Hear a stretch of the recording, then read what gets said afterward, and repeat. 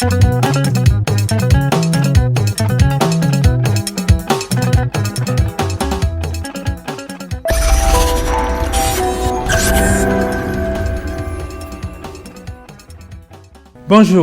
et bonsoir, mesdames et messieurs, vous êtes sur ITV dans l'émission Décortica Éco.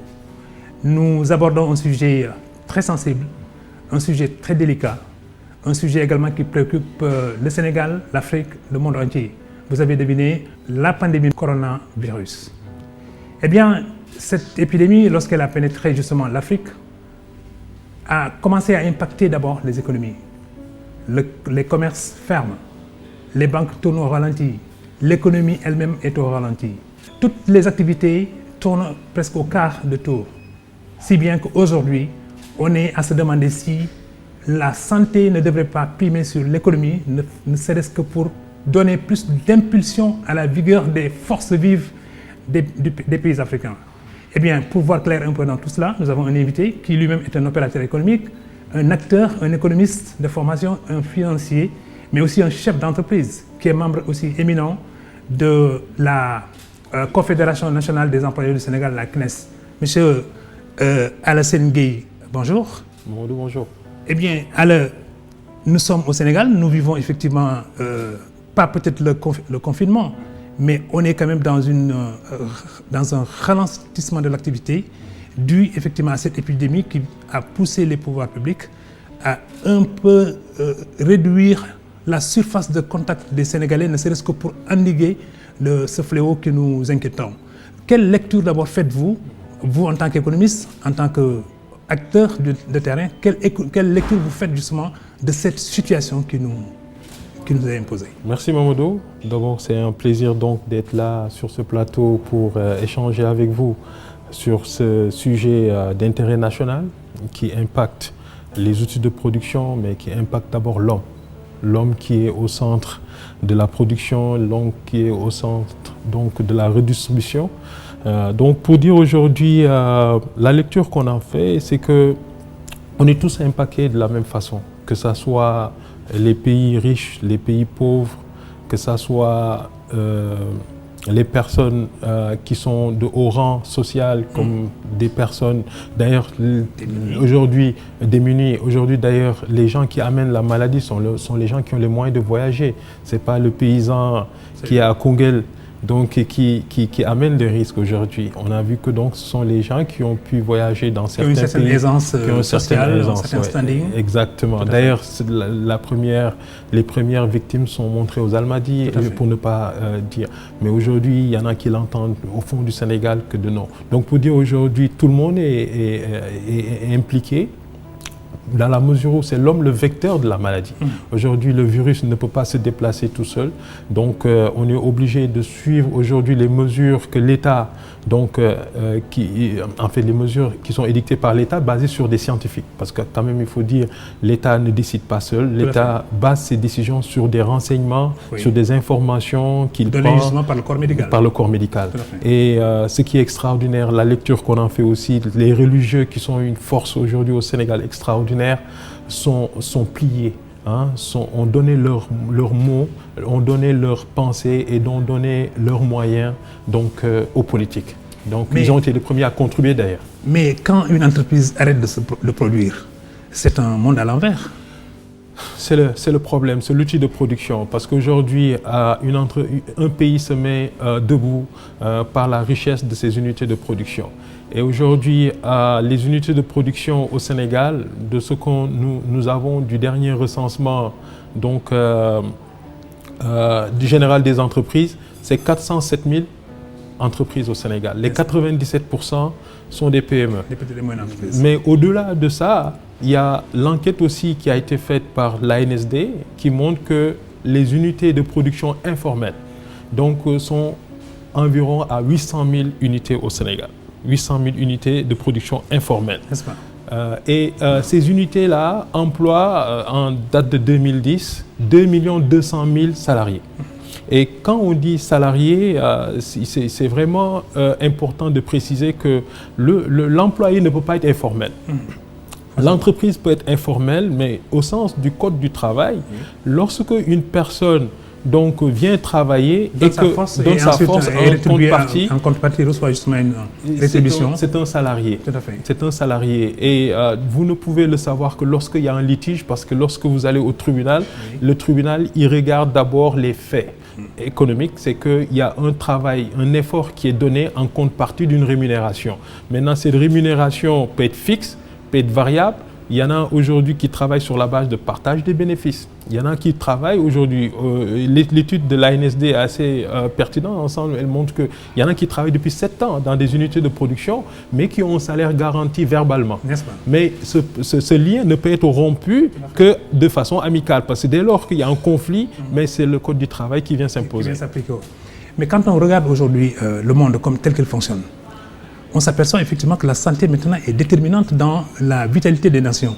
Mais qu'est-ce qui explique justement que la santé ne soit pas devant l'économie, ne serait-ce que pour être la force d'impulsion et vers laquelle justement on orienterait la plupart des investissements? Vous savez, Mamadou, la Banque mondiale a donné un indice qui s'appelle, il a créé l'année passée, qui est différent de l'indice du PNUD, l'indice de développement humain. Lui, il a dit, il a appelé indice de capital humain. Hein, pour changer développement et capital. C'est le mot, c'est la nuance. Et la nuance est importante parce que la Banque mondiale dit que lorsque une personne vient au monde, cette personne a un potentiel de revenus. Donc, lorsque toutes les conditions sont réunies, la personne peut aller réaliser jusqu'à 80, même 90% de ses potentiels de revenus. Mais en quoi faisant? La banque se dit d'abord, il faut que la personne puisse survivre, l'enfant.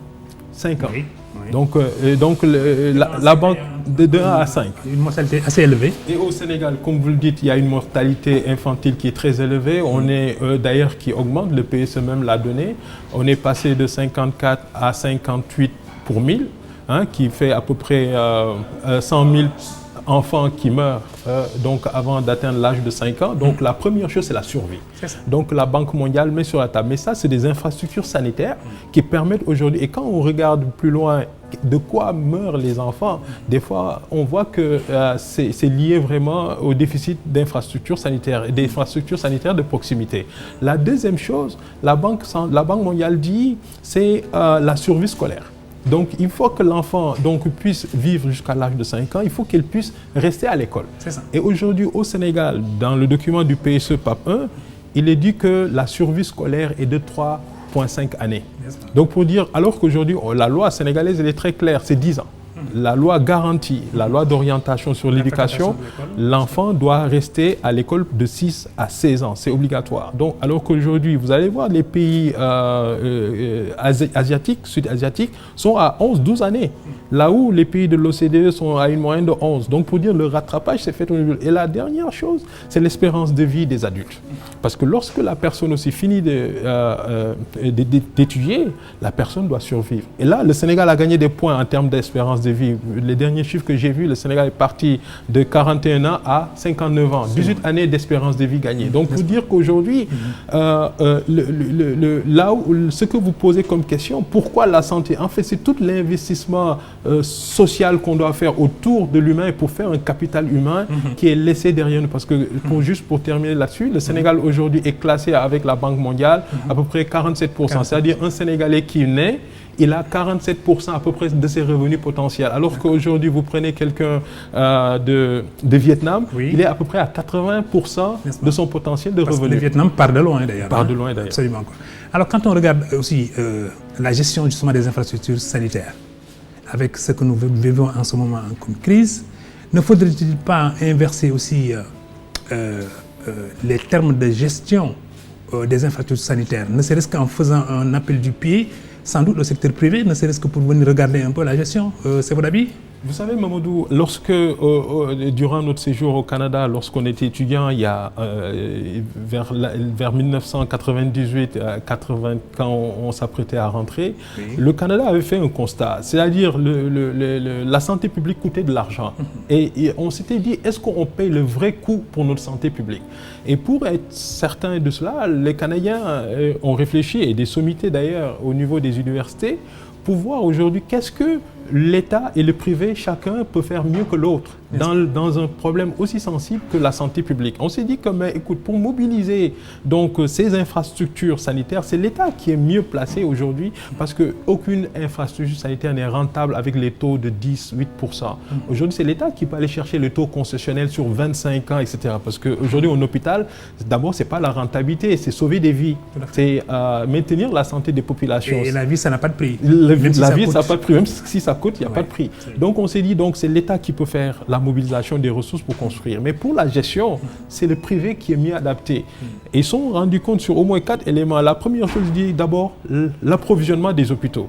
Les privés peuvent avoir des sources d'approvisionnement, des méthodes de commande beaucoup plus efficace que la commande publique, que ce qui se fait dans les hôpitaux. Moi, j'ai eu, dans le cadre de Gage Sénégal, on a travaillé avec des hôpitaux, même au Mali, mais vous allez voir, des fois, il y a des commandes qui sont livrées, mais qui ne sont même pas utilisées dans les hôpitaux, au niveau des équipements. Des fois, vous voyez que c'est parce que la personne, le manipulateur de l'appareil n'est pas là, mais un privé ne peut jamais se permettre cela. Aujourd'hui, au niveau de la gestion des syndicats, aujourd'hui, un privé est beaucoup plus redoutable que l'État pour gérer, je pense que, exactement, au niveau des ressources humaines. Même au niveau de la technologie, aujourd'hui, vous allez voir, et l'effort aussi, parce que lorsque le privé donc, a l'infrastructure, le privé sait que, mettons en concession, qu'il y aurait parce que ce que je vous dis, le Bénin l'a essayé, Patrick Talon l'a essayé. Tout à fait. Hein, et il y avait des inquiétudes, mais ce qu'il a dit, c'est que je ne privatise pas la santé.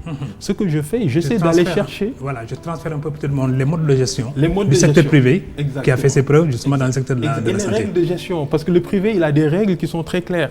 Donc, au-delà donc, des indicateurs de qualité et de survie, mais il y a les exigences de rentabilité que le privé s'impose. Et là, ce qu'on a vu, c'est que le privé peut gérer au niveau de l'effort, parce que l'effort avec lequel un privé va s'impliquer dans une concession d'une infrastructure hospitalière n'est pas la même qu'un fonctionnaire.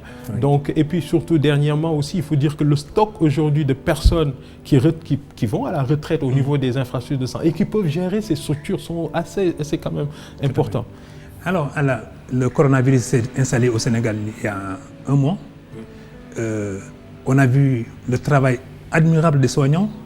On a vu également une conception assez intelligente de la lutte contre, ils appellent ça d'ailleurs la riposte contre le coronavirus.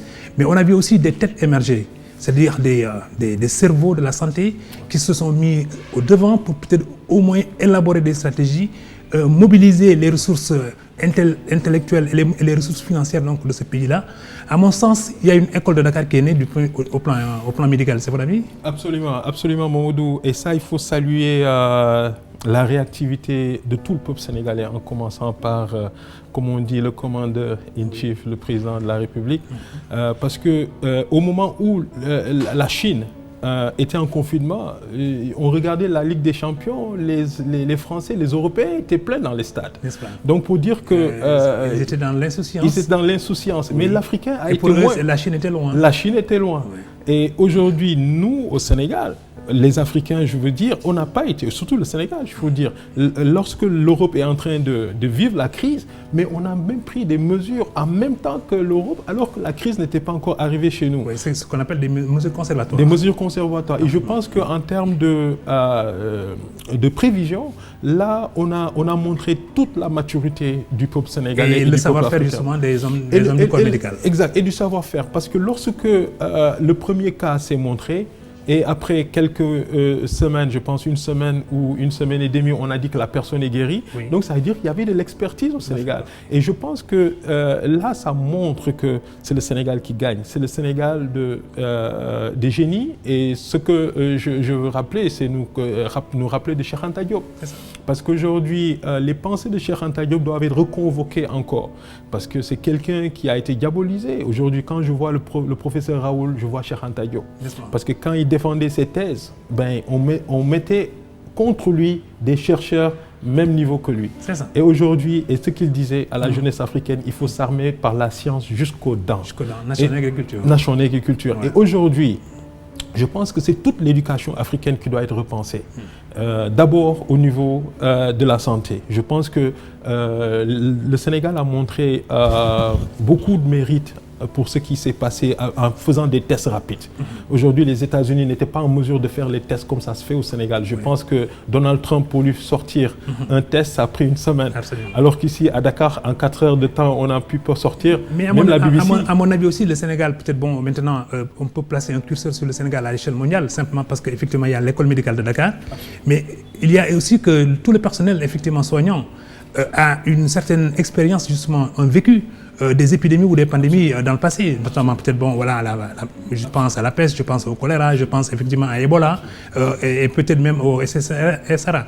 Donc toutes ces maladies-là et toutes ces épidémies ont eu à éprouver sans doute le corps médical sénégalais, mais également à mettre au devant des personnalités très éminentes qui aujourd'hui peuvent même faire un jeu égal avec effectivement voilà, les sommités médicales mondiales. Absolument, Mamadou. Aujourd'hui, moi, je dirais qu'on a à peu près des certitudes raisonnables sur ce que sera l'avenir en termes de pandémie. Très bien, oui. Parce que je pense que Ebola est pas... Avant Ebola, on a eu ces fièvres jaunes, oui. Mais c'est l'Institut Pasteur qui a été au devant de la chaîne mondiale en développant le vaccin. On a eu Ebola, et quand il y a eu Ebola, l'Institut Pasteur est venu tout de suite pour montrer qu'effectivement, on pouvait détecter, on pouvait faire quelque chose. Et même, je pense, des pays sont venus aujourd'hui s'immerger au Sénégal. Et aujourd'hui, on nous parle de coronavirus. Demain, on nous parlera de quoi? Et je pense qu'aujourd'hui, la menace d'armes bactériologiques, donc c'est quelque chose qui est réel. Parce que moi, avec la guerre du Golfe, on disait que Saddam avait des armes biologiques. C'est vrai qu'il n'y en avait pas, mais dans les films que nous avons, dans les romans que nous lisons, ben, ces scénarios d'armes biologiques sont toujours ajoutés. Et je pense dans ce nouvel ordre mondial, je pense que la menace va changer. Comment faire plier en fait la grande masse? Parce qu'aujourd'hui, une guerre, c'est quoi?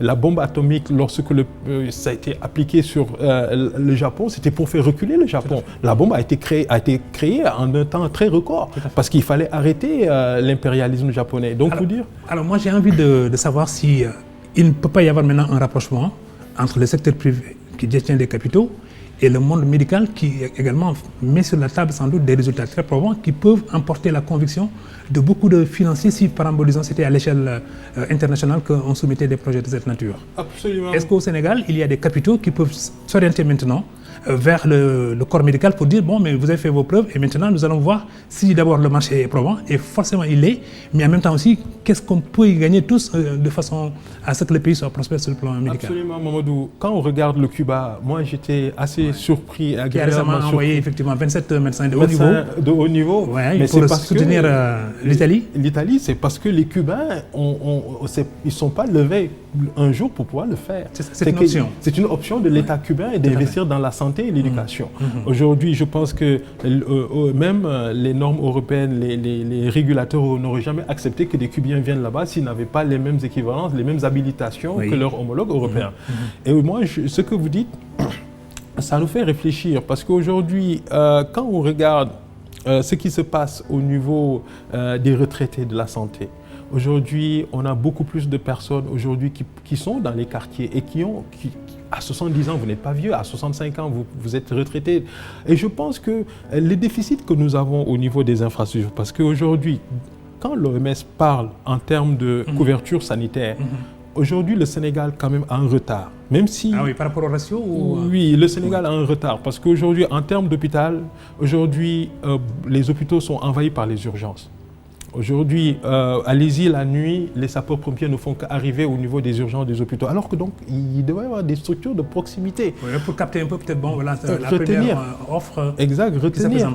Et aujourd'hui, vous prenez aujourd'hui, en termes d'hôpital, le Sénégal a à peu près 400. Oui, le Sénégal a 417 000 habitants pour un hôpital. Oui, là où l'OMS parle aujourd'hui de un hôpital pour 150 000 habitants. C'est la norme, hein? Oui, la norme c'est un hôpital pour 150 000 habitants. Mais le Sénégal est à 417 000. Et ça, c'est à cause du privé. Si ce n'était pas le privé, le Sénégal serait presque à 430 000 personnes par habitant. Il y a un gap important. Et si vous prenez aujourd'hui en termes de centre de santé, l'OMS parle d'un centre de santé pour 50 000 habitants. Mais là où le Sénégal aujourd'hui est à 97 000, donc presque le double. Oui. Mais c'est parce que le privé aussi a joué, les cliniques privées ont joué. Si ce n'était pas on serait à 132 000. Si vous prenez aujourd'hui en termes aussi de postes de santé, ben, le Sénégal est à 9 000.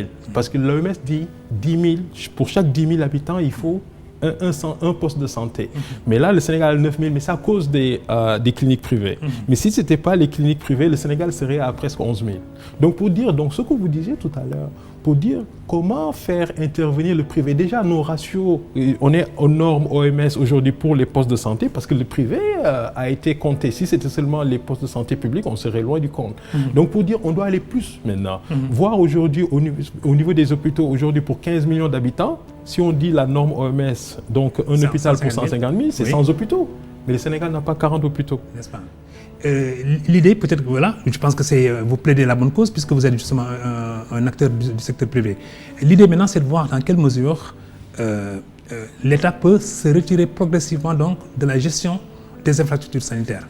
Mais que le privé également ne vienne pas simplement pour dire tiens, il y a une manne financière à prendre et ensuite pour relever le niveau de prestations justement médicales. Parce que ce qui est arrivé avec la crise du coronavirus sur le plan mondial, c'est que autant en France qu'aux États-Unis, on a remarqué effectivement que le système sanitaire était un peu défaillant. Mamadou, dans le PSE, les penseurs du PSE ont parlé de hub médical. Medical City, quelque chose comme ça, c'est en anglais. Oui, parce que ça peut être une prétention sénégalaise. Mais bien sûr, parce qu'aujourd'hui, quand un Malien, un Guinéen, un Mauritanien est malade, il veut venir à l'hôpital principal de Dakar. N'est-ce pas? Aujourd'hui, parce que le plateau est relevé. Parce que le plateau est relevé. Oui. Et moi, je pense qu'il nous faudrait de grandes infrastructures hospitalières avec son Puma, le Puma qu'on veut faire là. Oui. Donc aujourd'hui, au niveau de Tambacounda, pour capter les gens de la Guinée et du Mali, faire au niveau de Saint-Louis pour capter les Guinéens, les Mauritaniens, faire à Dakar pour capter les Cap-Verdiens, etc. Et je pense que dès lors que ça a déjà été un des programmes du PSE, je pense qu'il faut qu'on puisse faire le nécessaire pour qu'il y ait des investissements massifs, le privé et l'État.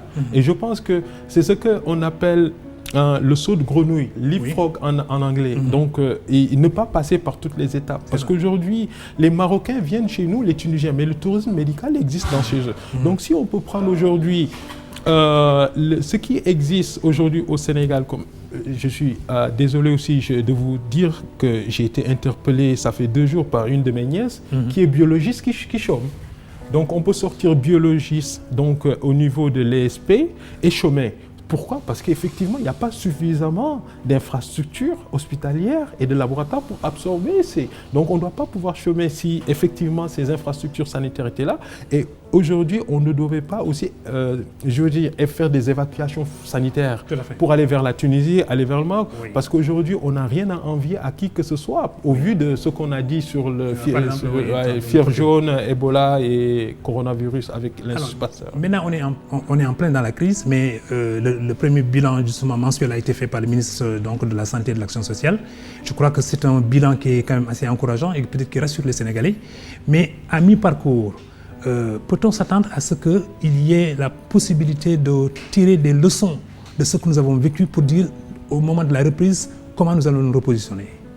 Oui, d'abord, Mamadou, les leçons, je voudrais aussi parler des mesures. Parce qu'aujourd'hui, les faits montrent qu'aujourd'hui, la crise, elle est à sa phase ascendante. On n'a pas encore atteint le pic, c'est-à-dire qu'il n'y a pas encore d'études sérieuses, alors qu'aujourd'hui, à tous les niveaux universitaires, donc, des études doivent se faire dans la crise. Au niveau des économistes, au niveau des scientifiques, de la médecine, de la virologie, la recherche doit se faire pour qu'on puisse savoir comment est impacté ou comment sera impacté les différents au niveau économique et social, donc notre société sénégalaise. Tout à fait.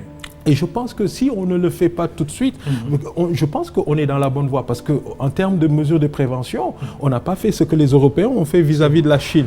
Nous, dès lors qu'on a vu l'Europe tousser, on a pris donc nos mesures déjà. Oui. Donc je pense qu'aujourd'hui, en termes d'impact, l'État doit prendre des mesures en fait anticipées. Avez-vous le sentiment que peut-être le secteur privé que vous représentez pourra peut-être tirer des leçons extrêmement intéressantes pour peut-être mieux performer le secteur sanitaire, mais en même temps aussi peut-être bon pour revoir un peu ce qui ne marche pas dans ce pays ou bien dans la sous-région. Absolument, Mamoudou, parce qu'aujourd'hui, la colonne vertébrale d'une économie, c'est le secteur privé. Aujourd'hui, si les États-Unis constituent une première nation forte, je pense que c'est à cause de ses industries automobiles, c'est à cause de son industrie high-tech de Silicon Valley. Donc l'Amérique est forte par son secteur privé. Et si on dit aussi les dragons asiatiques, que ce soit la Corée est forte parce qu'il y a ces géants de Hyundai, etc. Donc c'est un secteur privé. En termes de benchmarking, si on revient au niveau de l'Afrique, tout près, j'ai bien aimé la réaction du secteur privé marocain. Là où ils ont dégainé, si on peut le dire, comme Luc là, quand on était jeunes. Ils ont été même plus généreux que le patronat sénégalais. C'est clair. Ils ont mis sur la balance beaucoup En 48 heures, ils ont sorti 3 milliards d'euros. En 48 heures. Et aujourd'hui, en une semaine, on nous parle de 2000 milliards en une semaine. Qu'est-ce que ça veut dire? C'est que tout de suite, c'est le patron de Attijari qui dégage 120 milliards, tout de suite. Après, c'est le président de BOA, la famille Benjoul, donc BOA, donc il décaisse 60 milliards de francs CFA. Vous avez après Africa, ils sont dans les hydrocarbures, ils décaissent 60 milliards. Vous voyez ce que ça fait? Parce qu'aujourd'hui, celui qui vit le jour, ben, c'est lui qui alimente l'industrie, c'est lui qui alimente aujourd'hui les commandes. Aujourd'hui, Sonatel, c'est 1000 milliards. Sonatel, ses états financiers disent 1086 milliards, avec un bénéfice qui touche à peu près 180 milliards. Mais quand Sonatel va au guichet, c'est moins de 500 millions de francs CFA. Et quand vous prenez Marek Telecom ben, n'a pas contribué, mais a donné 300 millions d'euros. Mais pourquoi? Parce qu'il y avait une amende au niveau de l'équivalent de l'ARTP. Donc, comme Marek Telecom a payé l'amende, on a dit, alors que Marek Telecom, c'est à peu près le double du chiffre d'affaires, fait 2000 milliards de chiffre d'affaires, la moitié de Sonatel. Mais est-ce que Sonatel peut faire en comparaison? Et ce que je disais aujourd'hui, le PIB marocain, Mamadou, c'est moins de 5 fois, en 2018, si on prend, du PIB sénégalais. Voilà, ainsi prend fin Décortica Eco. Nous avons, avec notre invité Alassane Gueye, qui est un éminent opérateur économique, un spécialiste de la question, un financier de très haut vol, qui a eu effectivement à nous entretenir de la santé sous l'angle économique ou bien de l'économie sous l'angle de la santé. Dans les deux sens, ça va. Nous vous donnons rendez-vous pour un autre numéro de Décortica Eco, sans doute consacré à un autre sujet. Portez-vous bien et vous prendrez les dispositions qu'il faut, des gestes barrières par rapport donc, au coronavirus qui s'abat sur notre pays et sur notre continent.